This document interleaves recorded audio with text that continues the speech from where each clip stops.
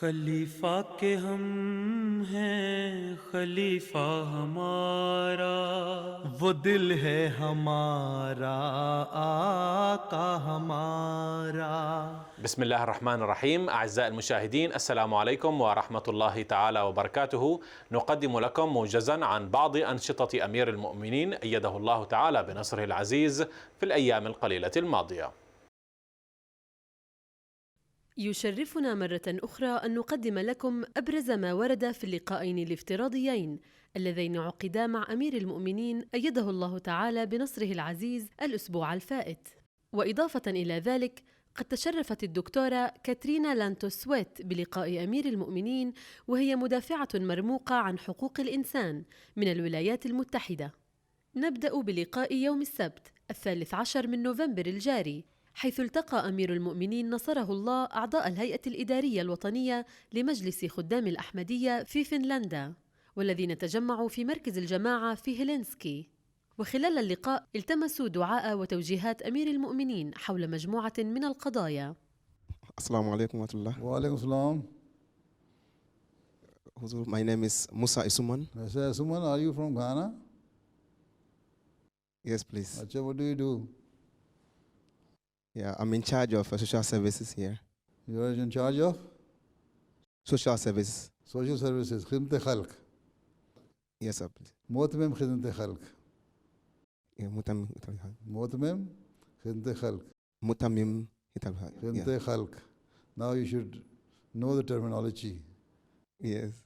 and you should be able to pronounce the terminology. Right? Yes, please. What we use. Yes, please. The title, your title is Mu'tamim khidmat khalq. And you should know Mutamim your Mu'tamim Mutamim khidmat khalq.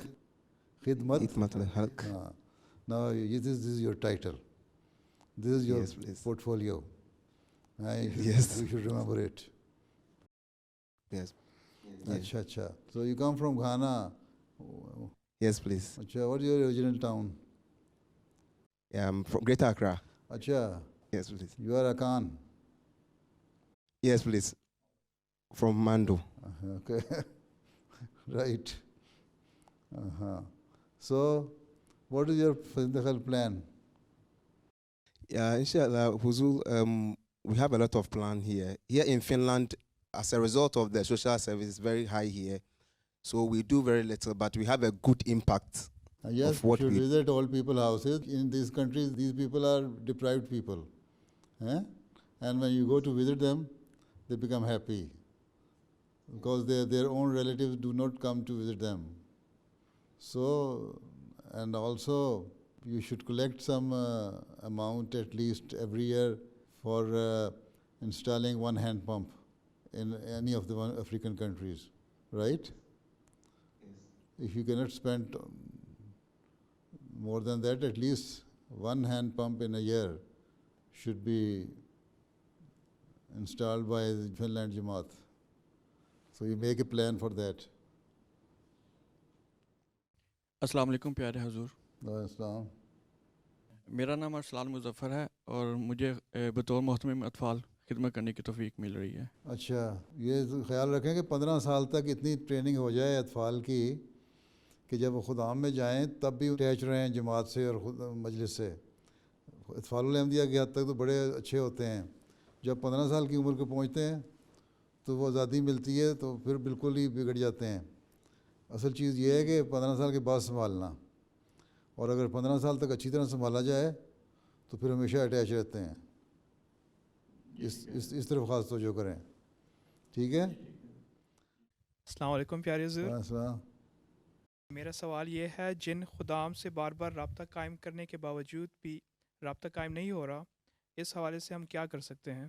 چھوٹا سا ملک ہے، رابطہ قائم کوئی Australia تو نہیں ہے ایک کونے سے دوسرے سے رابطہ نہیں قائم ہو رہا، تو کوشش کریں آپ کے رابطے قائم ہونے چاہیے۔ اس کے مطلب آپ میں سستی ہے، جن سے رابطہ قائم نہیں ہو رہا وہ عاملہ کی سستی ہے، عہدیداروں کی سستی ہے جو رابطہ قائم نہیں کرتے۔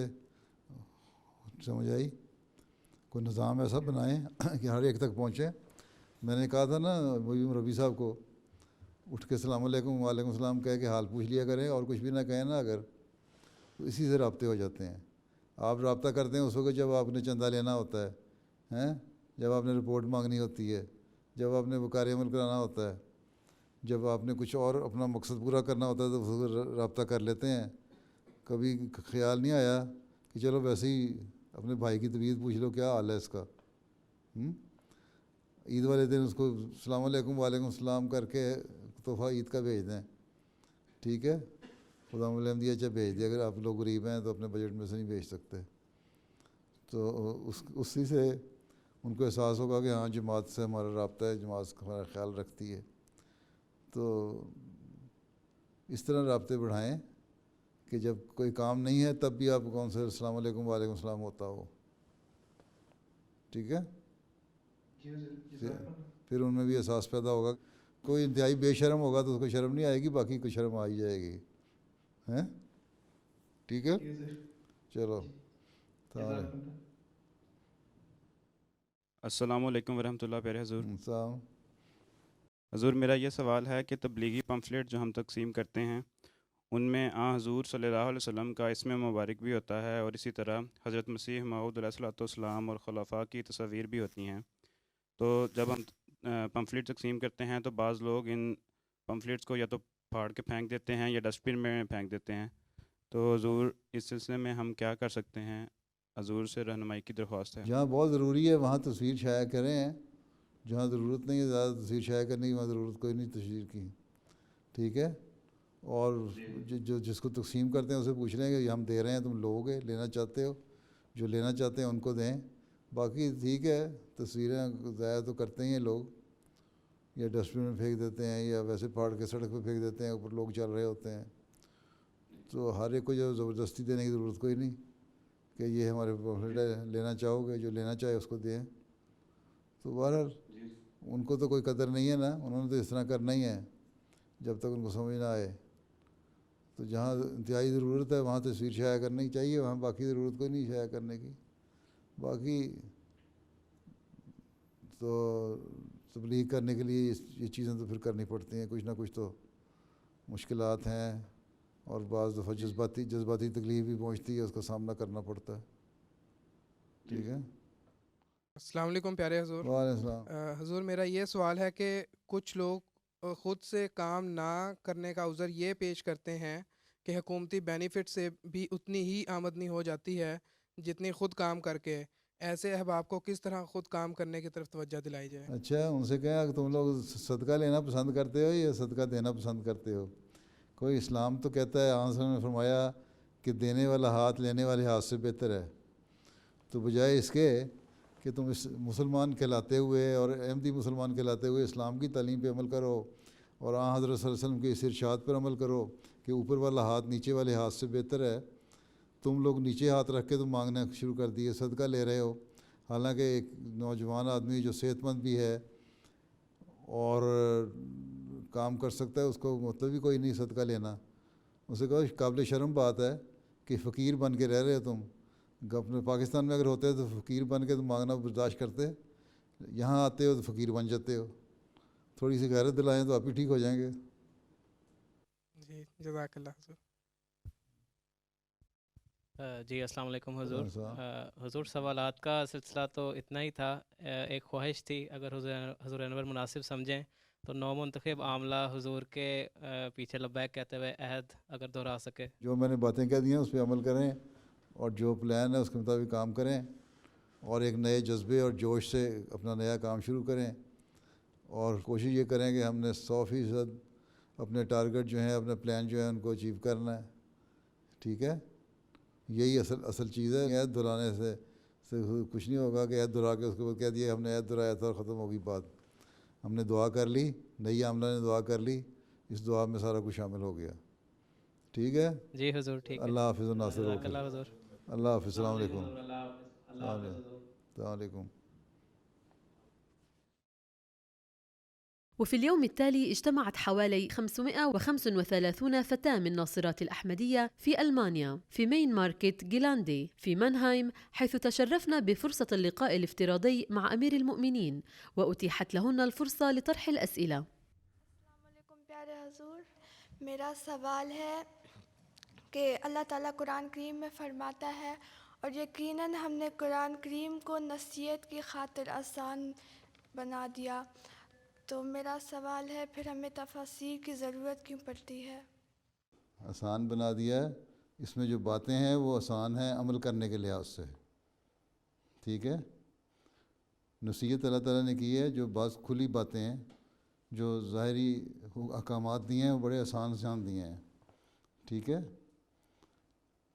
اور اس کو اللہ تعالیٰ نے فرمایا کہ یہ نصیحتیں جو ہیں کوئی مشکل نہیں ہے انسان کے لیے. جو انسان کے جو قوا ہیں، جو انسان کی طاقتیں ہیں، جو انسان کی دماغی حالت ہے، اس کے لیے اس کو سمجھنا اور اس پہ عمل کرنا مشکل نہیں ہے.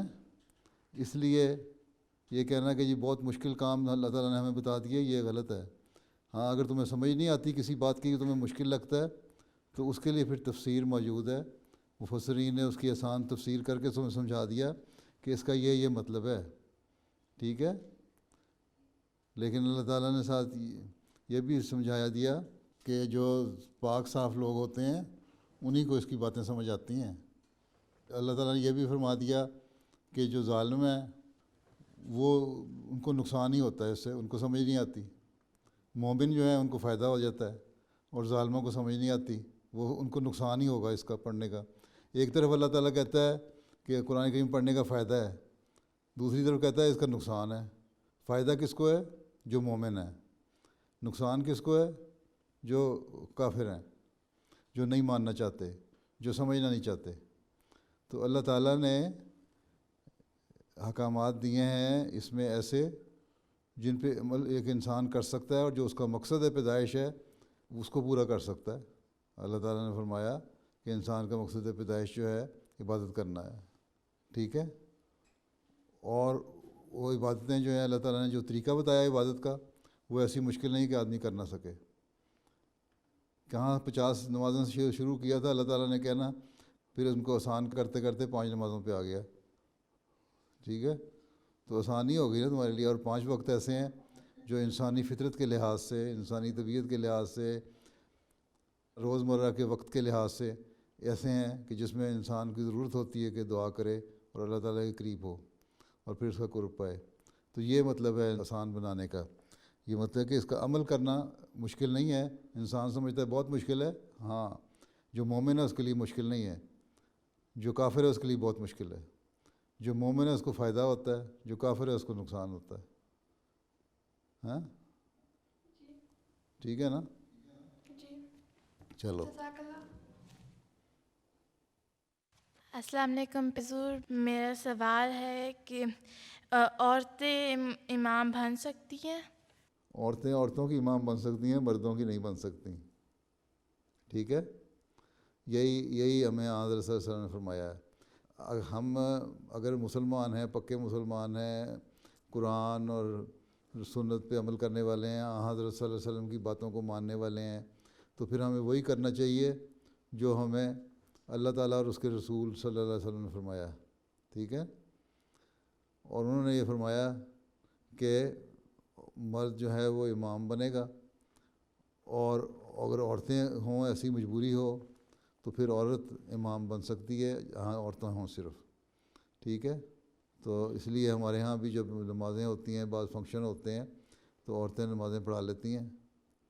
روا میں مجھے یاد ہے پرانے زمانے میں جب ساؤنڈ سسٹم پوری طرح اچھا نہیں تھا، تو جو جلسہ ہوا کرتا تھا، جو لجنہ کی مارکی میں جو جلسہ ہوتا تھا، اس میں وہاں ظہر و عصر کی نمازیں عورتیں پڑھایا کرتی تھیں باجماعت عورتوں کو. مردوں کے حصے سے آواز وہاں نہیں جاتی تھی. ٹھیک ہے نا؟ رحمۃ اللہ وبرکاتہ. پہلے حضور میرا سوال یہ ہے کہ مردوں کے 3 تنظیمیں ہیں، افطال الاحمدیہ، خدام الاحمدیہ اور انصار اللہ. عورتوں کی صرف 2 تنظیمیں کیوں ہیں؟ مردوں کے 3 تنظیمیں ہیں، عورتوں کی 2 ہیں، اطفال اور خدام اور انصار. ٹھیک ہے، اور عورتوں کی ناصرات 15 سال تک، اور اس کے بعد لجنہ. ٹھیک ہے، عورتیں کہتی ہیں ہم نے 40 سال سے اوپر بڑا ہونا ہی نہیں، تو تنظیم کس طرح بنائیں؟ کہ وہ کہتی ہیں ہم کو بوڑھی ہو گئی ہیں. کسی عورت کو تم کو بوڑھی ہو گئی تو مانے گی؟ تمہیں کس بار سے لڑنے لگ جائے گی. اس اس لیے عورتوں کی نفسیات کے مطابق عورتوں کی تنظیمیں بنائی گئی ہیں. اور اس میں لجنہ میں ایک اس لفظ میں جو تو صحیح طرح حق ادا کرنے والی ہیں جماعتی خدمت کا، وہ لجنہ کے کام میں آ جاتی ہیں. اور خدام میں کیونکہ 15 سے 40 سال کی عمر تک ایک نوجوانی خدام کی ایک اور عمر ہوتی ہے، کام بھی کر رہے ہوتے ہیں، ان کی ایکٹیویٹیز بھی مختلف ہوتی ہیں عورتوں سے. عورتوں کی ایکٹیویٹیز ایک وقت میں جا کے ایک ہی ہو جاتی ہیں، ٹھیک ہے. عمومی طور پہ گھر کو سنبھالنا ٹھیک ہے، عورتیں بھی ایسی ہیں جو کام کرنے والی ہیں، ڈاکٹر بھی ہیں، انجینئر بھی ہیں، دوسرے کام بھی کرتی ہیں، لیکن عموماً جب شادی ہو جاتی ہے تو عورت کا گھر سنبھالنا ہی کام رہ جاتا ہے. وہ عورت چاہے وہ 25 سال کی عورت ہے، 20 سال کی، چاہے وہ 50 سال کی، اس کا ایک ہی کام تقریباً بنتا ہے ملتا جلتا. اس لیے ان کی ایکٹیویٹیز کے لحاظ سے ان کو ایک گروپ شمار کیا گیا ہے. اور مردوں میں کیونکہ مختلف ایکٹیویٹیز ہوتی ہیں، 40 سال تک ان کی ایکٹیویٹیز اور ہوتی ہیں خدام کی، اس کے بعد اور مختلف ہو جاتی ہیں. پھر جو سوچ میں فرق ہے، عورت جو ہے وہ میچور ہو جاتی ہے جلدی، اور اس کی سوچ اور بڑی کی سوچ تقریباً ملتی جلتی ہیں. مردوں کی جو سوچ ہے بڑھاپے میں جا کے بالکل علیحدہ ہو جاتی ہے. ایک یہ بھی وجہ ہو سکتی ہے. تو 3 کیٹیگری اس لیے بنائیں کہ مختلف مردوں کو زیادہ کام کرنے کی طرف توجہ دلائی جائے، اور عورتوں سے یہ بھی امید رکھی گئی ہے کہ یہ بھی وجہ بھی ہو سکتی ہے کہ عورتوں سے یہ امید رکھی گئی ہے کہ وہ چاہے 25 سال کی ہو یا 50 سال کی ہو، وہ اسی طرح ایکٹیو ہو کے کام کرے گی. لجنہ کا جو کام کرنے والی ہے جس طرح ایک 25 سال والی کر رہی ہے، اور اس لیے فرق نہیں رکھا. تو حضرت مسلم موعود نے جب بنائی تھی تنظیمیں، ایک تو اس لیے بنائی تھیں تاکہ مرد جو ہیں نوجوانوں کا ایک طبقہ علیحدہ رکھا جائے، ان سے زیادہ کام لیا جائے. اور مردوں سے بعض کام ایسے لیے جاتے ہیں جو زیادہ سخت ہوتے ہیں، جو انصار کی عمر میں پہنچ کے انسان نہیں کر سکتا. اس لیے بھی ایک فرق شاید رکھا ہو. عورتوں کی جو کام کی نوعیت ہے وہ ایک طرح کی ہوتی ہے، وہ کر سکتی ہیں، چاہے وہ 25 سال کی ہو، 30 سال کی ہو، 35 سال کی ہو، یا 45 سال کی یا 50 سال کی. تو یہ وجوہات ہو سکتی ہیں. باقی یہ تو اچھی بات ہے کہ تم لوگوں کی عمروں کو پتہ نہیں لگتا، نہیں تو پتہ لگ جائے گا کون اور 40 سال کی ہوگی، پھر بھی پریشان ہوتی رہو گی. ٹھیک ہے، چلو. السلام علیکم حضور. میرا سوال یہ ہے کہ آج کل کے غیر مسلمان نوجوان جو ہیں وہ سوشل میڈیا کے برے اثرات کی وجہ سے خدا اور دین پہ سے بہت دور ہوتے جا رہے ہیں، اور اگر ہم ان کو کچھ سمجھائیں وہ ہماری بات نہیں سنتے. تو میرا سوال ہے کہ ہم ان کو کیسے یقین دلا سکتے ہیں کہ ایک خدا ہے؟ پہلی بات تو یہ ہے کہ پہلے تو اپنوں کو بھی سنبھالو، ہیں کہ ہمارے اپنے بچے بچیاں جو ہیں نا وہ ان کے انفلوئنس میں نہ آ جائیں، ان کے اثر کے تحت نہ آ جائیں. ٹھیک ہے، پہلے ہمارا کام ہے اپنوں کو سنبھالنا، ان کو بتانا اچھی طرح کہ خدا ہے، ہیں، اور اس کے لیے خدا کے ثبوت کے طور پہ واقعات پیش کرنا، ہیں، اپنی کہانیاں سنانا، واقعات بیان کرنا، یہ بڑوں کا بھی کام ہے. اپنی دعاؤں کی قبولیت کی باتیں بتانا، یہ بھی کام ہے. اچھی کوئی خواب دیکھے اور پوری ہو جائے تو وہ بھی بتانا کہ اچھا اس طرح خدا ہے. باقی یہ لوگ جو ہیں سوشل میڈیا پہ جا کے اللہ تعالیٰ کے خلاف باتیں کرتے ہیں یا ایسی باتیں کرتے ہیں جو مذہب سے دور لے جانے والی ہیں، مذہب سے دور لے جانے والی ہیں، اللہ تعالیٰ سے دور لے جانے والی ہیں. تو یہ شیطانی چالیں ہیں. شیطان نے کہا تھا جب آدم پیدا ہوا تھا اس وقت ہی کہا تھا نا کہ میں ان کو بگاڑنے کی کوشش کرتا رہوں گا. ہر زمانے میں شیطان نے اپنا اپنا طریقہ اختیار کیا ہے. اس زمانے میں شیطان نے سوشل میڈیا کو بھی اختیار کر لیا. اب سوشل میڈیا جو ہے نیک کاموں کے لیے بھی استعمال ہو سکتا ہے اور برے کاموں کے لیے بھی. ٹھیک ہے، اب سوشل میڈیا پہ ہی تم اچھی باتیں ڈال کے تو لوگوں کو نیکی کی طرف بھی لے کے آ سکتی ہو. اور لیکن آج کل سوشل میڈیا پہ زیادہ تر ایسی باتیں ڈالی جاتی ہیں جو اخلاق کو خراب کرنے والی ہیں، جو مذہب سے دور لے جانے والی ہیں. جو اللہ تعالیٰ سے دور لے جانے والی ہیں. تو اس کے جواب میں تم لوگوں کو چاہیے جب ایسی باتیں دیکھو تو جو پڑھی لکھی اور علم والی لڑکیاں ہوں وہ بتاؤ کہ سوشل میڈیا میں اللہ تعالیٰ کے مطلب یہ آیا لیکن اس کا جواب یہ ہے. مذہب کے بارے میں تم نے یہ لکھا ہے تو اس کا جواب یہ. اپنی ایک ٹیم بناؤ نوجوان لڑکیوں کی, وہ سوشل میڈیا پہ جواب دیں. اگر تمہارے سے بڑھ کے سوال ہے تو پھر لجنہ کو چاہیے کہ لجنہ ایک ٹیم بنائے اور ان کے جواب دیں. اور خدام الحمدیہ اور اسی طرح جماعت کی باقی تنظیمیں لوگ بھی اس کے جواب دیں سوشل میڈیا پہ ہی. اسی جگہ جہاں سوشل میڈیا پہ یہ آتا ہے وہیں کمنٹس کا بھی کالم ہوتا ہے ایک, ٹھیک ہے نا. اس کمنٹ میں تم اپنے باتیں لکھ سکتی ہو تاکہ ان کو بتاؤ کہ تم جو کہہ رہے ہو غلط ہے, خدا یہ ہے, مذہب یہ ہے. اور اس کے بعد اس کی وجہ سے بعض لوگ جو فوری طور پہ زیر اثر آ سکتے ہیں ان کو جب جواب مل جائے گا نا کہ نہیں تم غلط کہہ رہے ہو, اصل جو بات یہ ہے, تو پھر وہ بھی سوچیں گے. انسان کو اللہ تعالیٰ نے عقل دی ہے, تم لوگوں کو اللہ تعالیٰ نے عقل دی ہے. جب تمہارے پاس اس سوال کا جواب ہوگا, جو غلط راستے پر تمہیں لے جایا جا رہا ہے اس کو صحیح راستے پر ڈالنے کے لیے تمہارے پاس حل ہوگا اس کا ہیں, تو پھر لوگ پھر اس کو بھی دیکھیں گے, پھر کوشش کریں گے کہ ہم اس کو بھی دیکھیں. باقی یہی شیطان نے کہا تھا کہ میں بگاڑ پیدا کروں گا, اور آج کل شیطان سوشل میڈیا کے ذریعے سے بگاڑ پیدا کرنے کی کوشش کر رہا ہے. اور اس کا طریقہ یہی ہے کہ ہم زیادہ سے زیادہ اللہ تعالیٰ کی طرف جھکیں جو احمدی ہیں, تاکہ صحیح مسلمان ہونے کا حق ادا کر سکیں. اور جو دوسرے ہیں ان کو بچانے کے لیے سوشل میڈیا پہ اس کا جواب دو تاکہ ان کے جو غلط باتیں ہیں ان کا رد ہو جائے, ان کو جواب مل جائے. ٹھیک ہے, ٹھیک ہے. جزاک اللہ. میرا سوال ہے کہ اگر اسکول میں بہت زیادہ ریسزم کا سامنا کرنا پڑے اور کوئی بات نہ کرے, یہاں تک کہ گروپ پروجیکٹس میں بھی ساتھ کام نہ کرنا چاہے, وہ اگر تمہارے ساتھ وہ جو جرمن ہے وہ بات بھی نہ کرنا چاہیں, ہاں پھر تو ایسی صورت میں ہمارا رویہ ان کے ساتھ کیسا ہونا چاہیے؟ بات یہ ہے کہ ایسی صورت میں ایک تو تم ریسزم ہے اگر ہے تو جو اسکول کی ایڈمنسٹریشن ہے اس کو کہو کہ یہ ریسزم ہے, اس کو ختم کرنا چاہیے. ٹھیک ہے. دوسرے ساری تو نہیں ریسزم ہوتی نا, چند ایک ہی ہوتی ہیں, 2-4 ہیں جو باقی اچھی لڑکیاں ہیں یا اچھے اسٹوڈنٹ ہیں, ان سے تم رابطہ رکھ سکتی ہو. ٹھیک ہے, ان سے کہو یہ دیکھو ہم تو جرمنی میں آئے, ہم جرمن زبان بول رہے ہیں, ہم جرمن قوم کے ملک کے وفادار بھی ہیں, ہمیں یہی مذہب نے ہمیں سکھایا ہے, اور ہم تمہاری خاطر کام بھی کر رہے ہیں.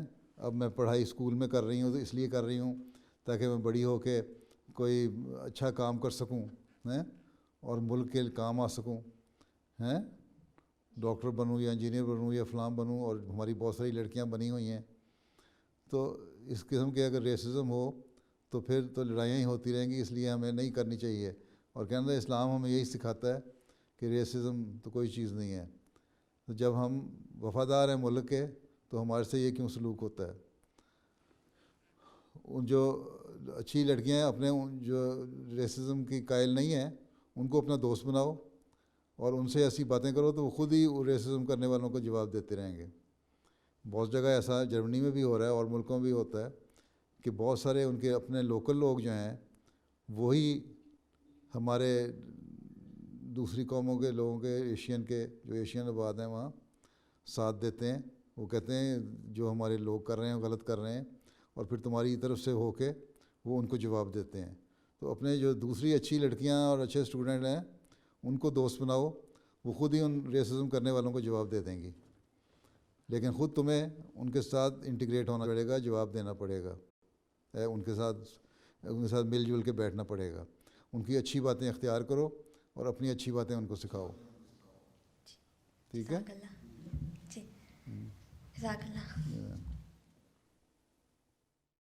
جی میرا سوال یہ ہے کہ یہاں جرمنی میں اکثر اسکول اور اساتذہ کی طرف سے کلاس ٹرپس کا انتظام کیا جاتا ہے جن میں پڑھائی کا حصہ بھی شامل کیا جاتا ہے. ایسے طلباء و طالبات جو حصہ نہیں لیتی ان کے نام اسکول کے ادارے میں دیے جاتے ہیں اور غیر حاضر رہنے کی وجہ سے اسکول کے نمبروں پر بھی اثر پڑتا ہے. ایسی صورت میں ہمیں کیا کرنا چاہیے پیارے حضور؟ ایک تو یہ ہے کہ ایک تو تفریحی ٹرپس ہوتے ہیں، ٹھیک ہے، وہ تو اس پہ تو بالکل نہیں جانا چاہیے، ٹھیک ہے، میرے نزدیک وہ صرف فن کے لیے ہوتے ہیں، اور وہاں فن میں بےہودگیاں بھی ہوتی ہیں ان لوگوں میں، ان ملکوں میں، ٹھیک ہے۔ دوسرے ٹرپس ہوتے ہیں جو بعض ٹرپس ایسے ہوتے ہیں جس میں تمہاری پڑھائی سے تعلق رکھنے والی چیزیں ہوتے ہیں، ریسرچ کے لیے ہیں جاتے ہو، مثلا بایولوجی کا سائنس پڑھا رہے ہیں تو اس میں ٹرپ ہے، بعد میں زو میں لے کے جاتے ہیں، یا وائلڈ لائف دکھانے کے لیے جنگل میں لے کے جاتے ہیں یا وہاں رکھتے ہیں، تو وہ تو اس کے لیے اگر جانا پڑے تو جانا چاہیے۔ وہ کوئی 2 راتوں کے 3 راتوں کے ٹرپ تو نہیں ہوتے، عموماً 1 آدھ رات کا ہی ہوتا ہے۔ تو پہلے کوشش تو یہ کرنی چاہیے کہ ٹرپس کو اوائڈ ہی کیا جائے، ایسے سبجیکٹ تمہارے نہ ہی ہوں جن میں لا جائے، لیکن تھوڑے بہت اگر اثر پڑ بھی جائے تو کوئی ایسا فرق نہیں پڑتا۔ یہاں بہت ساری لڑکیاں میں نے دیکھی ہیں جرمنی میں ہی، وہ میڈیکل میں بھی پڑھ رہی ہیں، انجینئرنگ میں بھی پڑھ رہی ہیں، اور ٹرپس میں وغیرہ میں کوئی نہیں جاتی رہی اپنے اسکول کے زمانے میں، ان کو پھر بھی داخلہ مل گیا۔ اگر اچھی پرفارمنس ہو، اگر تمہارے پیپر اچھے ہوں تو مجبور ہوتے ہیں یہ تمہیں داخلہ دیں، اس لیے اس کو بہانہ نہ بناؤ کہ جی ہمارے نمبر کٹ جاتے ہیں اس لیے ہم نے جانا ضروری ہے۔ ہاں اگر صبح سے شام تک کا ٹرپ ہے جس سے بعض ایسی جگہوں پہ جہاں تمہارا علم بڑھتا ہے وہاں لے جانے کے لیے لے کے جا رہے ہیں تو اس کے ساتھ جانے میں کوئی حرج بھی نہیں ہے، لیکن اوور نائٹ ٹرپس عموماً اوائڈ کرنے چاہیے۔ ٹھیک ہے، ٹھیک ہے، جزاک اللہ۔ اچھا صدر صاحبہ وقت ختم ہو گیا آپ کا اب، ٹھیک ہے، جزاک اللہ پیارے حضور۔ ناصرات بیٹھی ہیں، لجنا بھی بیٹھی ہے یہاں؟ نہیں، یہ میارے اول کی بچی ہیں، 535 بچیاں بیٹھی ہیں۔ 535 بچھائی ہوئی ہیں ماشاء اللہ، اچھا بڑی تعداد کٹھی کی ہے۔ اچھا اللہ حافظ و ناصر ہو۔ السلام علیکم۔ السلام علیکم۔ وفي وقت لاحق من الأسبوع وبالتحديد يوم الأربعاء أتيحت للدكتورة كاترينا لانتوس سويت من الولايات المتحدة المدافعة البارزة عن حقوق الإنسان والرئيسة السابقة للجنة الأمريكية للشؤون الدينية الدولية فرصة لقاء أمير المؤمنين وزيارة المسجد المبارك. I hope that you will like it. It has my father's portrait on it, and then on the back it has your name, and it has the quote for which my father is most famous, which is, yes, and what he said was, the veneer of civilization is paper thin. We are its guardians, and we can never rest. And it's sort of the motto by which we live at the foundation, and in fact, a few months ago, President Biden quoted it, and it's become quite a famous saying. But he was a great man. I'm so proud of him. I feel very proud every day to try and carry on his legacy. So we wanted to bring that to you as a very small. Thank you very much. It's a very small token of the great respect that we have for you. Well, we are grateful to you. I have known His Holiness now, I want to say, for about 8 years. And I initially met him through my work as chair of the U.S. Commission on International Religious Freedom. And we have had the opportunity to meet and speak with one another both in Washington, D.C., in Northern Virginia, here in London. And I have found it to be a tremendous privilege, a great uplifting experience. I have been very blessed to be able to spend time in the presence of such a great spiritual leader. The visit here to Islamabad has been fantastic. I am so impressed by this beautiful community that's been built. His Holiness was so gracious, so very generous with his time. We had a chance to talk about very important issues, the work that the Lantos Foundation is trying to do on behalf of the Ahmadi community, and sort of really standing shoulder to shoulder in working towards justice and the respect for the fundamental human rights and religious freedom rights of the Ahmadi community.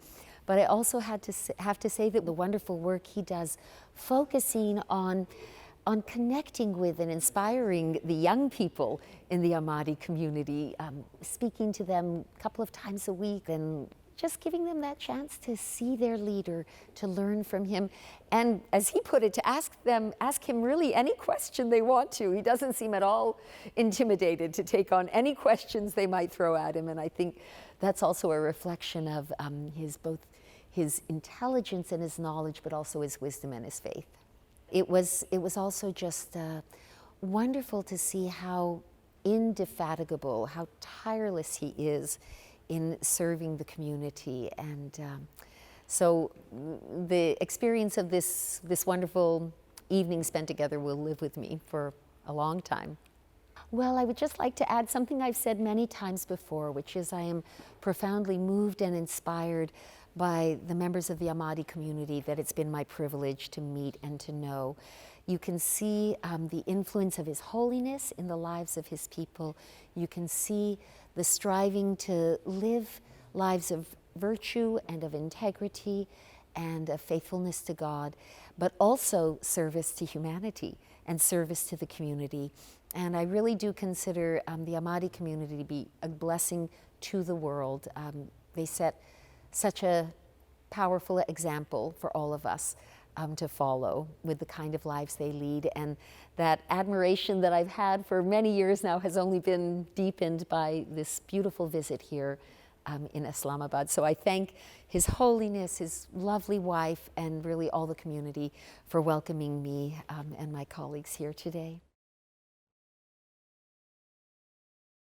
بهذا نأتي إلى ختام نشرتنا، وللمزيد من الأخبار يرجى متابعتنا على العناوين الظاهرة أسفل الشاشة. نترككم في رعاية الله وأمنه، والسلام عليكم ورحمة الله تعالى وبركاته. कि हम हैं खलीफा हमारा, वो दिल है हमारा, आका हमारा.